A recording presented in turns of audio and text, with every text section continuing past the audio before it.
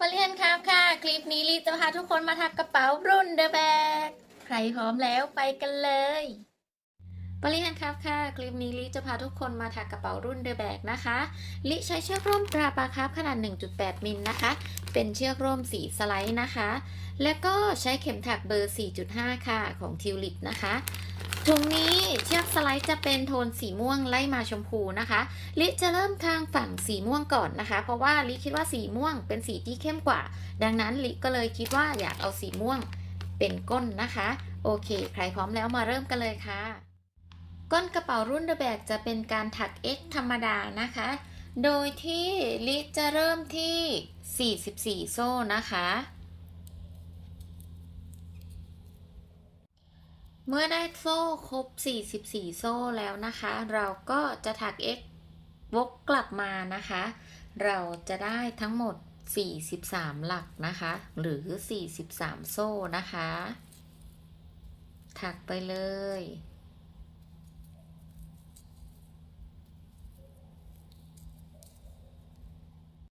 เมื่อเราถักมาใกล้จะถึงตรงนี้แล้วนะคะตรงที่เราเริ่มโซ่ตอนแรกนะคะเราก็เกี่ยวปลายเชือกไปแบบนี้นะคะเกี่ยวมาแบบนี้แล้วก็ปลดโซ่หลักสุดท้ายนะคะแล้วก็พลิกกับชิ้นงานแบบนี้นะคะแล้วก็ถัก X ลงปกติเราก็จะถัก X ลงตรงนี้ใช่ไหมคะแต่ว่าเราจะเก็บปลายเชือกไปพร้อมกันเลยนะคะก็เลยถักแบบนี้นะคะโดยที่เก็บปลายเชือกไปด้วยได้เลยนะคะ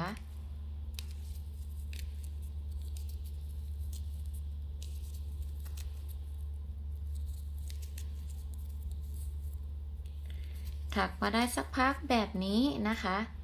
เราก็ดึงนิดหน่อยอย่าดึงแรงนะคะแล้วก็ตัดปลายเชือกได้เลยพอตัดปลายเชือกเสร็จแล้วก็เกลี่ยนิดหน่อยนะคะเกลี่ยแล้วก็จะได้ไม่เห็นปลายเชือกแล้วนะคะโอเคถักต่อไปได้เลยค่ะจนกว่าจะได้ขนาดตามที่เราต้องการนะคะเมื่อแถวที่สองมาจบแล้วแบบนี้นะคะเราก็พลิกกับชิ้นงานแล้วก็ถัก X ไปเรื่อยๆนะคะถักกลับไปกลับมาแบบนี้ไปเรื่อยๆนะคะจนกว่าจะได้ความยาวที่เราต้องการนะคะลิจะทำทั้งหมด23คู่นะคะ23คู่นับยังไงนับแบบนี้ค่ะอันนี้คือ1คู่นะคะอันนี้คือ2คู่แบบนี้นะคะแล้วก่อนที่เราจะขึ้นตัวนะคะก่อนจะขึ้นตัวขึ้นลายกระเป๋าลิอยากให้ทุกคนวัดก่อนนะคะให้ขนาดให้มันได้23คูณ23นะคะเนื่องจากถ้าทำใหญ่กว่านี้เชือกจะไม่พอนะคะหรือว่าถ้าทำเล็กกว่านี้อาจจะได้ทรงที่ไม่เหมือนที่ลิทำนะคะเดี๋ยวจะมีคำถามตามมาอีกว่าทำไมทำแล้วไม่เหมือนของลินะคะโอเคก่อนอื่นลิลืมไปนะคะจะมาแชร์เทคนิคเล็กๆด้วยนะคะทำยังไงให้ตรงนี้มันเรียบนะคะแบบนี้บางคนทำแล้วก็บิดบ้างงอบ้างไม่เรียบหรือไม่เป็นเส้นตรงแบบนี้นะคะเทคนิคง่ายๆเลยคือตอนที่เราจะกลับด้านแล้วเริ่มแถวใหม่แบบนี้นะคะตรงนี้อย่าทำให้โซ่มันเล็กไปอย่าทำให้โซ่มันใหญ่ไปนะคะทำให้โซ่พอดีประมาณนี้นะคะห้ามเล็กเป็นเด็ดขาดนะคะแบบนี้นะคะประมาณนี้นะโอเคเรามาเริ่มขึ้นลายกันดีกว่านะคะเรามาขึ้นลายกันเลยนะคะโดยลิจะปลดโซ่ขึ้นมาเลยนะคะตรงนี้4โซ่นะคะแล้วก็พันหัวเข็มถัก F ลงรูเดิมนะคะคือรูนี้นะคะก็จะได้ดอกแรกแล้วนะคะแล้วก็ลิจะเว้นตรงนี้แค่1โซ่แล้วก็ถัก F ลงนะคะปลดโซ่1ถัก F ลงรูเดิมนะคะ เป็นช่อที่สองแล้วนะคะพันหัวเข็มคราวนี้จะเว้นสองนะคะเว้นหนึ่งเว้นสองลงโซ่ที่สามแบบนี้ปลดโซ่หนึ่งแล้วก็ถักเอฟลงรูเดิมนะคะพันหัวเข็มเว้นหนึ่งเว้นสองลงรูที่สามปลดโซ่หนึ่งถักเอฟลงรูเดิมเว้นหนึ่งเว้นสองถักเอฟลงรูที่สามปลดโซ่หนึ่งแล้วก็ถักเอฟลงรูเดิมนะคะก็จะเป็นลายแบบนี้นะคะทำไปเรื่อยๆเรามาเจอกันตรงมุมอีกทีหนึ่งค่ะโอเคพอมาถึงตรงมุมนะคะเราก็ถักไปปกตินะคะเว้นหนึ่งเว้นสองลงโซ่ที่สามตรงมุมอย่างที่ลิบอกจะเว้นแค่หนึ่งรูสองครั้งนะคะตรงนี้แบบนี้นะคะตรงนี้ลิก็จะเว้นแค่ตรงนี้หนึ่งรูนะคะลิก็จะลงตรงหลักนี้พอดีหลักแรกนะคะเป็นโซ่แรกของด้านข้างนะคะ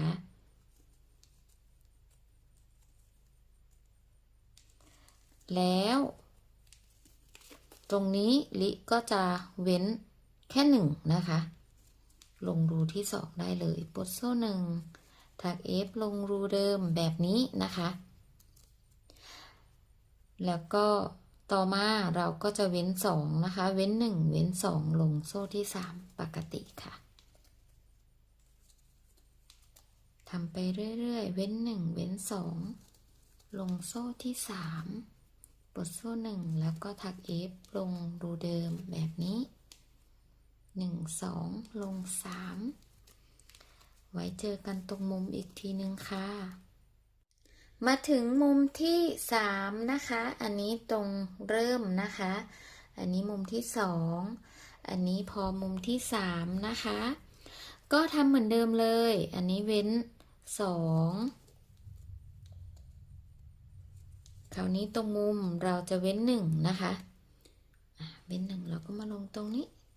ตรงแถบด้านข้างได้เลยนะคะหลังจากนั้นเราก็จะเว้นหนึ่งอีกครั้งหนึ่งนะคะ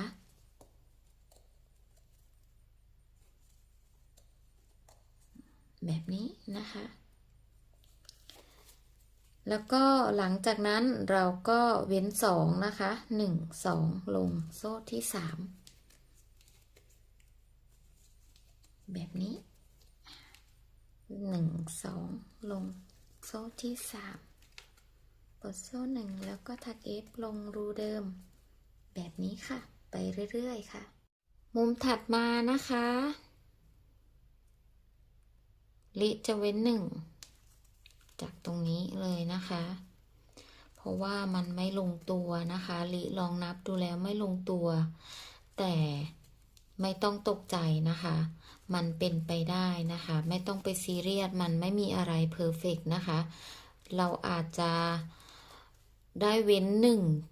แค่ครั้งเดียวหรือว่าเว้นหนึ่งสามครั้ง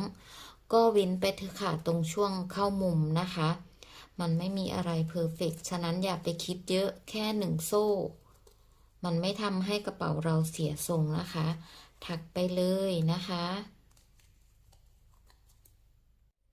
พอมาถึงตรงนี้แล้วนะคะเราจะจบแถวแรกแล้วนะคะตรงมุม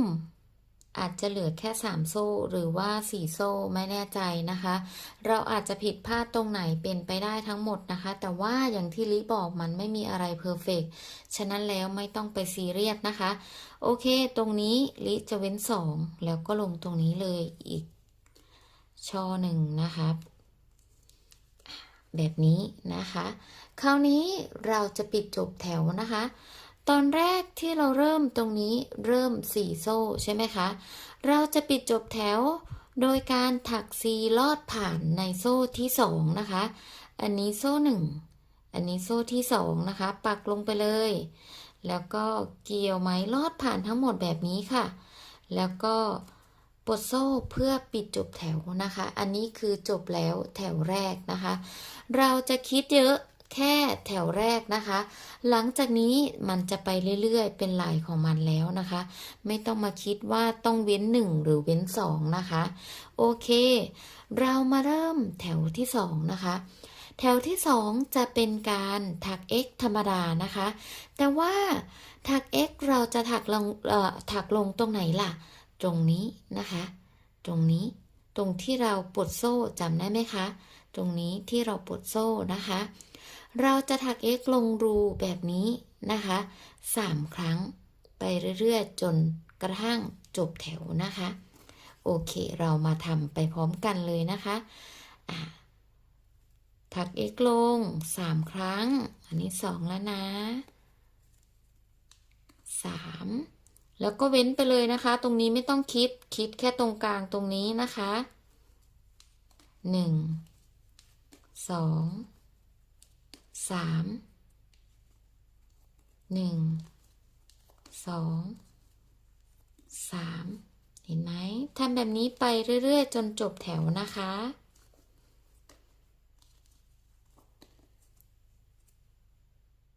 เมื่อถัก x มาจนจบแล้วนะคะเราจะปิดจบแถวโดยการถัก c ลอดผ่านทั้งหมดนะคะแบบนี้นะคะคราวนี้เราก็จะเลื่อนห่วงอีก1ห่วงเพื่อให้มาอยู่ตรงกลางนะคะโดยการถัก c เลื่อนมาอีกโซ่หนึ่งแบบนี้นะคะแบบนี้เราก็จะได้อยู่ตรงกลางหลักแล้วนะคะเมื่อเราอยู่ตรงกลางหลักแล้วนะคะเราก็จะขึ้นแถวใหม่โดยการปลดโซ่4โซ่นะคะแบบนี้แล้วก็ถัก F ลงรูเดิมแบบนี้เหมือนเดิมนะคะแล้วก็เว้น1เว้น2ลงโซ่ที่3แบบนี้ปลดโซ่1ถัก F ลงรูเดิมแบบนี้เว้น1เว้น2ทำไปเรื่อยๆจนจบนะคะแบบนี้นะคะพอเราถักมาถึงตรงนี้แล้วเราจะเริ่มเห็นอะไรมันชัดขึ้นนะคะเวลาปิดจบแถวนะคะปักลงตรงโซ่ที่2แล้วก็ถัก C ลอดผ่านทั้งหมดเพื่อจบแถวนะคะแล้วก็ปลดโซ่1เพื่อเริ่มแถวใหม่นะคะแถวใหม่ที่เราจะเริ่มเป็นการถัก x ธรรมดานะคะถัก x ลงตรงกลาง3ครั้งแบบนี้นะคะเราจะทำสลับกันแบบนี้ไปเรื่อยๆจนได้ความสูงที่เราต้องการนะคะเอาอีกสักแถวหนึ่งแล้วกันนะคะเพื่อที่จะได้เห็นอะไรชัดๆมากยิ่งขึ้นไปอีกนะคะจะได้ทำได้กันทุกคนนะคะโอเคพอมาถึงตรงนี้แล้วถัก x มานะคะจะจบแถวจบยังไงปักลงโซ่แรกที่เราเริ่มถัก x นะคะถัก c ลอดผ่านทั้งหมดแบบนี้แล้วก็ถัก c เลื่อนห่วงแบบนี้นะคะแล้วก็เริ่ม4โซ่เพื่อขึ้นแถวใหม่นะคะถัก F ลงรูเดิมแบบนี้นะคะก็จะได้แถวใหม่แล้วก็เว้น1เว้น2ลงโซ่ที่3ปลดโซ่1แล้วก็ถัก F ลงรูเดิมนะคะเว้น1เว้น2ถัก F ลงโซ่ที่3ปลดโซ่1แล้วก็ถัก F ลงรูเดิมค่ะทำไปเรื่อยๆจนได้ความสูงที่เราต้องการนะคะลิจะมาเล่าอินสปิเรชันลายนี้นะคะลิได้อินสปิเรชันมาจากคลิปวิดีโอสอนของคุณเคเจนะคะซึ่งในวิดีโอของคุณเคเจเขาจะทำแบบนี้ค่ะวิธีการถัก F ปกติเราจะเกี่ยวไหมแบบนี้ถูกไหมคะเกี่ยวจากด้านล่างแบบนี้แต่คุณเคเจเขาจะเกี่ยวแบบนี้ค่ะเกี่ยวแบบนี้แล้วก็ถัก F ปลดโซ่1เวลาถัก F คุณเคเจเขาจะเกี่ยวจากด้านล่างขึ้นมาแบบนี้นะคะทำให้เกลียวมันจะเกลียวเล็กกว่าของลินะคะซึ่งจะดูออกว่ามันแตกต่างดูออกว่ามันไม่ใช่ลายเดียวกันนั่นคือความแตกต่างค่ะ ด้วยความที่เป็นลินะคะลิไม่ชอบทำอะไรที่มันมากมายลิชอบอะไรที่ธรรมดาแต่แสนพิเศษ อะไรประมาณนั้นนะคะลิก็เลยถักเอฟปกตินี่แหละค่ะไม่ต้องทำให้มันเป็นเกลียวเยอะมันก็เลยกลายเป็น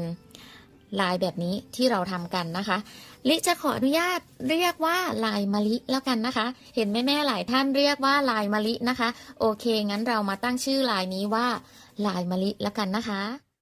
เมื่อเราทำความสูงได้ประมาณ16รอบแนะนำให้วัดความสูงดูนะคะว่าถึง25 cm หรือยังถ้าถึง25 cm แล้วเราจะเริ่มทำสายค่ะหรือถ้ายังไม่ถึง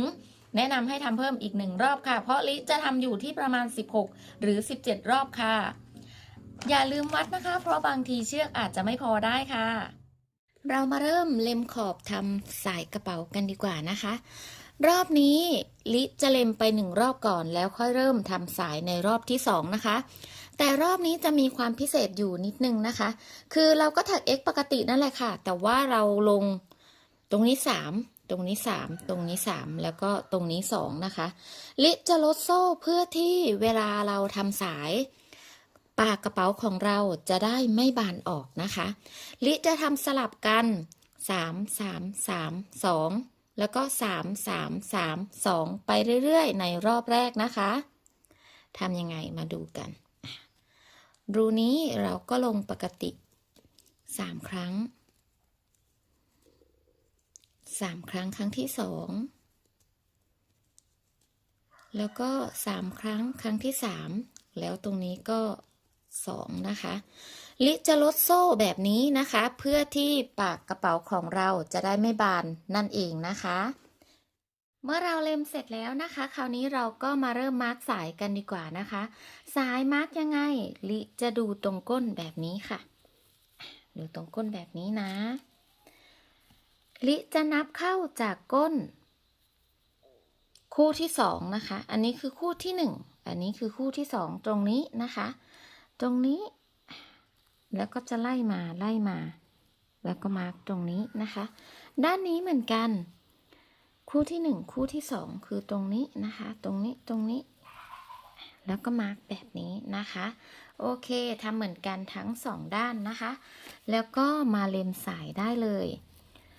สายก็ทำเหมือนกันกับรุ่นโคเรียเน็ตค่ะถัก X ปกติแบบนี้มาได้เลยพอถึงตรงที่เรามาร์กสายเราก็เริ่มทำโซ่ขึ้นสายแบบนี้นะคะนับไปทั้งหมด95โซ่ค่ะเมื่อทำโซ่ได้95โซ่นะคะแล้วก็ make sure นะคะว่าโซ่ตรงนี้จะไม่บิดนะคะแล้วเราก็ถัก X ลงตรงที่เรามาร์กไว้แบบนี้ได้เลยทำเหมือนกันทั้ง2ด้านนะคะลืมบอกไปตอนที่เราจบแถวแบบนี้ก็จบไปทีละแถวปกตินะคะเหมือนจบแถว X แบบนี้เลยนะคะเมื่อเราทำสายได้แบบนี้แล้วนะคะเริ่มขึ้นโซ่ไว้ทำสายแล้วนะคะโอเคเราจะเล็มสายอีกรอบหนึ่งด้วยการถัก X ธรรมดานะคะดูตอนจบแถวอีกทีหนึ่งแล้วกันเพราะว่ากลัวว่ามือใหม่จะไม่เข้าใจนะคะเวลาเริ่มจะเป็นแบบนี้นะคะเวลาเราจะปิดจบแถวมันจะเป็นแบบนี้นะคะเราจะถัก X ลงแค่ครั้งเดียวแบบนี้นะคะเราจะข้ามตรงนี้นะรูนี้คือโซ่ตรงนี้ที่เราขึ้นแล้วนะคะเราจะไม่ต้องนับนะคะมันจะไม่ใช่โซ่นะคะถ้าเราเพิ่มตรงนี้มันจะกลายเป็นว่าตรงนี้บานเข้าไปอีกนะคะโอเคจบแถวได้เลยปักลงตรงโซ่แรกแล้วก็ถัก4เลื่อนผ่านนะคะพอถัก4เลื่อนผ่านปลดโซ่1แล้วก็ถัก X ลงรูเดิมแบบนี้นะคะเป็นการเริ่มแถวใหม่แล้วนะแล้วก็เล็มขอบกระเป๋าได้เลยเล็มสายไปได้เลยนะคะด้วยการถัก X ธรรมดาแต่จะมีเทคนิคอย่างหนึ่งนะคะคือตรงที่เราขึ้นโซ่ตรงนี้เราจะเว้น1โซ่เว้นทั้งตรงนี้นะคะแล้วก็ตรงนี้ด้วยนะคะเพื่อที่จะหักมุมนะคะเว้นยังไงมาดูกันตรงนี้คือยังเป็น X ปกตินะคะ X ปกติเราจะเว้นโซ่แรกตรงนี้ค่ะเราจะไม่ปักตรงนี้นะเราจะปักโซ่ตรงนี้เลยข้ามมาโซ่1แบบนี้ค่ะแล้วก็เล็มไปได้เลยเล็มไปเรื่อย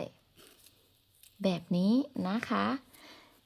จะเป็นหักมุมสวยๆแบบนี้ค่ะ เว้นตรงนี้1แล้วก็เว้นตรงนี้อีก1นะคะทั้ง2ด้านทำเหมือนกันค่ะเมื่อเราเล็มสายได้ทั้ง2ข้างแล้วนะคะคราวนี้เราจะมาถักซีนะคะ2รอบเพื่อปิดจบชิ้นงานแล้วก็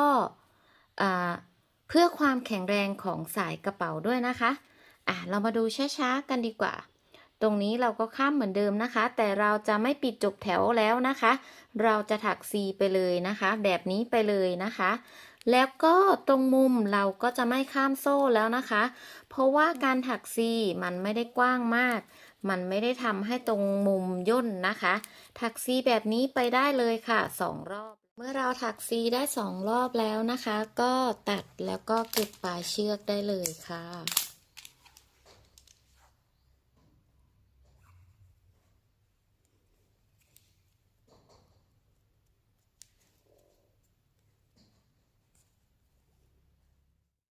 คราวนี้เราจะมาเก็บขอบทางด้านในของสายกระเป๋านะคะด้านในแบบนี้นะโดยการถัก X 1รอบแล้วก็ถัก C ปิดจบอีก1รอบเป็นอันเสร็จสิ้นค่ะโอเคเรามาเริ่มกันเลยลิจะรวบ2หลักตรงนี้แล้วก็2หลักตรงนี้2หลักตรงนี้นะคะเพื่อที่จะได้หักมุมสวยๆนะคะโอเคเริ่มจากตรงนี้เกี่ยวเชือกขึ้นมาแบบนี้นะคะแล้วก็จะรวบ2โซ่แรกนะคะเกี่ยวไหมขึ้นมาแล้วก็รวบ2หลักแบบนี้นะคะแล้วก็ถัก X ไปพร้อมกับเก็บปลายเชือกไปด้วยได้เลยนะคะพอมาถึงมุมด้านข้างแบบนี้นะคะลิก็จะรวบ2หลักนี้นะคะรวบ2หลักแบบนี้นะคะแล้วก็ตรงนี้เราก็จะรวบอีก2หลักนะคะจะเป็นแบบนี้นะคะแล้วก็ถัก X ไปเรื่อยๆนะคะเล็มขอบไปนะคะแบบนี้